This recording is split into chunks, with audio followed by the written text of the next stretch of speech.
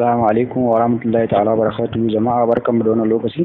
Kamar yadda kuka gani yau insha Allah bidiyon mu zamu bidiyon mu ne akan yadda mutum zai yi ya dawomar da WhatsApp ɗinsa, saboda kun san wasu mutanen suna buɗe wata to kuma da yayi expire sai a samu matsala, duka wai chatting ɗin da kai ya goge. Wannan ba karamar matsala ba ce ba, a ce duk abin da kai a WhatsApp ya goge, kuma wasu hakan wani abin yana da muhimmanci. To a yau dai insha Allah za mu yi bidiyo akan wannan insha Allah, ya ce WhatsApp ɗinka ba zai sake gogewa ba ta wannan hanyar. Ku biyo mu a wannan bidiyon kamar yadda kuka gani. Yanzu alal misali ya ce wannan shine WhatsApp ɗinka, ka shiga haka. To da ka shiga alal misali zaka wuce direct zaka dana nan gurara, wato nan gurin wannan option din nan.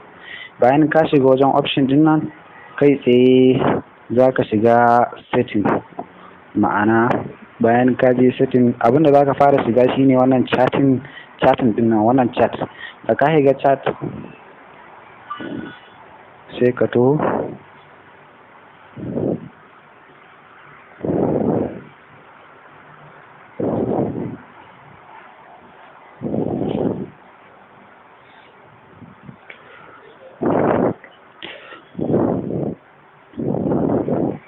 da ka shiga chat din nan zaka zo ka ga ƙasa nan za ga an sa back up chat back up.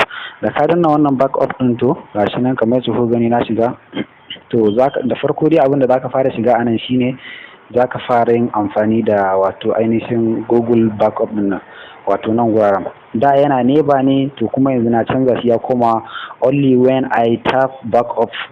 To haka zaka danna kai ma, zaka danna wannan, kar ka sa monthly ko kuma wai when ko kuma wai wani daily ko weekly.